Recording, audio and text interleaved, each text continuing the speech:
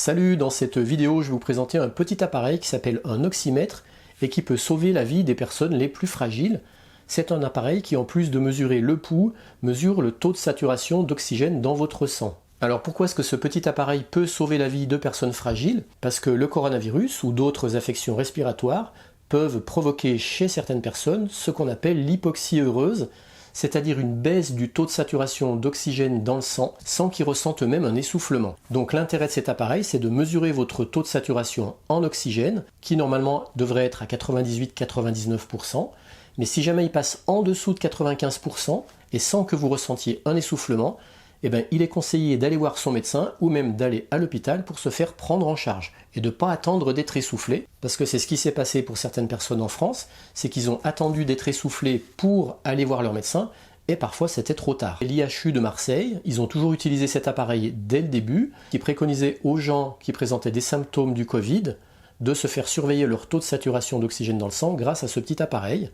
Et s'ils passent en dessous de 95, de les prendre en charge immédiatement. À ce sujet, l'IHU de Marseille a fait une vidéo excellente qui explique justement l'utilité et le fonctionnement de l'oxymètre. Donc pour ceux que ça intéresse, dans le descriptif de ma vidéo, je vous mets un lien vers cette vidéo de l'IHU de Marseille. Cette vidéo vous expliquera tout ça bien mieux que moi parce que eux, c'est des médecins. Moi-même, après avoir visionné cette vidéo de l'IHU, je me suis rendu compte qu'en fait on pouvait se procurer soi-même cet oxymètre, soit en pharmacie, soit ailleurs. Du coup, j'ai eu l'idée d'aller regarder sur le site de Banggood pour savoir s'ils en avaient. Et bingo, ils en ont. Vous voyez maintenant d'ailleurs la page de vente de ce produit sur leur site. Donc je leur ai demandé d'en envoyer un. Je l'ai reçu à peu près en 15 jours. Vu le prix que ça coûte, entre 10 et 12 euros, je pense que ça vaut le coup de ne pas s'en priver. Donc pour ceux que ça intéresse, pareil, je vous mets un lien vers cet appareil dans le descriptif de ma vidéo. Allez, maintenant, on va le découvrir ensemble. Déballage.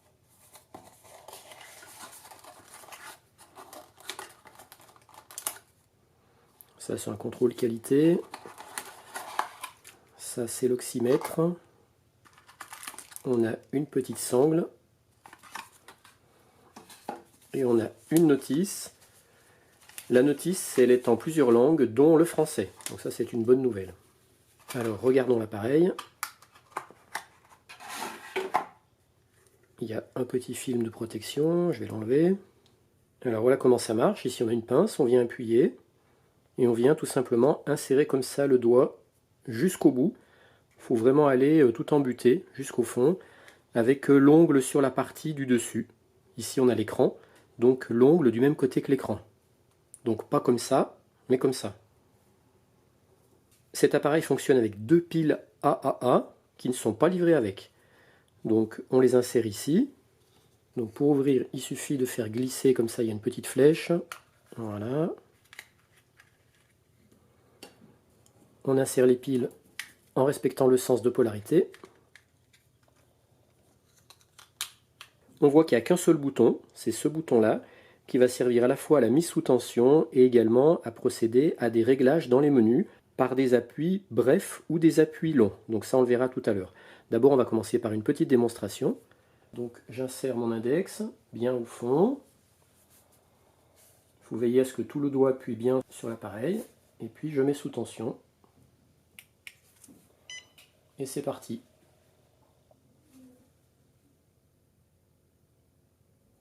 Donc cet appareil va à la fois mesurer la fréquence cardiaque et puis le taux de saturation d'oxygène dans le sang.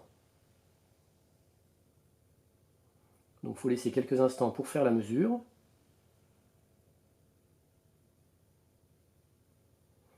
Et voilà, il me dit que je suis à un taux de saturation d'oxygène de 99, donc c'est normal, c'est tout à fait normal. Et que ma fréquence cardiaque, elle était à 80. Et là, dès que je parle, forcément, elle monte. Maintenant, on va regarder les différents réglages. Donc là, je vais enlever mon doigt. Hop. Et vous voyez, si on fait un appui bref, ça change le sens de l'affichage. Ça peut le mettre dans un sens à l'horizontale ou dans l'autre sens à l'horizontale. Voilà, vous voyez, on peut aussi le passer à la verticale. Donc moi, je vais le remettre voilà, à la verticale dans l'autre sens. Donc ça, c'est des appuis brefs. Donc moi je vais le remettre comme ça. On a un témoin de charge de batterie, aussi on voit au milieu là. Et puis si je fais un appui long, je rentre dans les menus. Et on se déplace dans les menus par des appuis brefs. Donc là par exemple je peux activer l'alarme est sur off. Si je fais un appui long, je la passe sur on. Si je fais un appui bref, Je viens sur le bip, je peux aussi l'activer par un appui long. Voilà. Après démo, je ne sais pas encore ce que c'est, il y a peut-être un mode de démonstration. Il y a Restore, on peut changer la puissance de l'affichage, la brillance, brightness.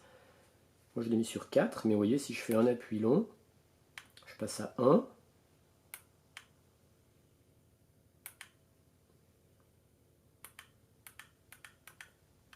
Si je refais un appui long, je passe à 2.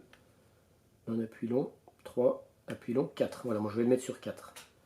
Et après pour sortir, bah, c'est très simple. Un appui court et un appui long sur Exit. Ensuite pour le couper, bah, c'est très simple. Il suffit d'un petit temps d'inactivité et il se coupe tout seul. Je rappelle, pour la mise en route, un appui bref. Ensuite, si on fait des appuis brefs et des appuis longs, on peut rentrer dans les menus, changer les réglages. Et puis pour le couper, bah, il suffit voilà, de ne rien faire et il se coupe tout seul. Si jamais ça ne marche pas très bien, pensez à bien positionner votre doigt comme il faut. Il peut arriver quelquefois qu'il y ait un mauvais contact, donc il suffit de légèrement changer le pli de la phalange. Moi, une bonne combine pour voir s'il marche ou pas, je vais vous montrer. Je l'allume, je rentre dans les réglages, appui long, voilà. Et en fait, c'est de mettre l'alarme et le bip sur on. Comme ça, c'est un bon moyen de savoir si la prise arrive à se faire, parce que du coup, on a les bips au moment du pouls. Voilà, donc quand on a les bips, ça veut dire que c'est bon. Il a bien capté le flux sanguin. Voilà, donc là, tout marche bien. Donc, activer le bip de l'oxymètre, c'est un bon moyen de savoir si votre doigt est positionné correctement dans l'appareil. Je rappelle, en cas d'affection respiratoire, donc grippe, Covid ou autre, l'IHU de Marseille prescrit de rester au-dessus de 95%, surtout aussi pour les personnes fragiles. Et si on passe en dessous de 95%, il vaut mieux contacter votre médecin ou même aller à l'hôpital sans attendre d'être essoufflé. Parce qu'on peut être victime de ce qu'ils appellent une hypoxie heureuse, c'est-à-dire un taux d'oxygénation dans le sang qui est bas sans qu'on ressente aucun essoufflement. Voilà, donc pour une dizaine d'euros, hein, c'est le prix en ce moment sur le site de Banggood. Je pense que ça vaut pas le coup de s'en priver, ça peut être intéressant, surtout pour éventuellement les personnes fragiles. Donc pour ceux que ça intéresse, je mets un lien vers ce petit appareil dans le descriptif de ma vidéo. En bonus, pour les curieux comme moi qui veulent savoir comment ça marche sur le principe d'absorbance. Il va y avoir un émetteur et un récepteur de lumière au niveau du capteur. L'émetteur, il permet l'émission d'une lumière infrarouge et d'une lumière rouge grâce à deux LED. La lumière rouge, elle a une longueur d'onde de 660 nanomètres et la lumière infrarouge, elle a une longueur d'onde de 950 nanomètres. Ces deux lumières vont traverser la peau et vont être captées par un récepteur constitué d'une photodiode et qui va les quantifier. En fonction du taux d'oxygène dans le sang, du coup, il y aura plus ou moins de lumière qui sera captée par le récepteur. Et en fonction de la quantité de lumière reçue, il en déduira un pourcentage de taux d'oxygénation du sang. Elle va permettre d'avoir une estimation de l'état d'un patient. Et l'oxymètre, il va aussi permettre de mesurer la fréquence cardiaque par la mesure de variation des différents flux de sang au niveau des extrémités.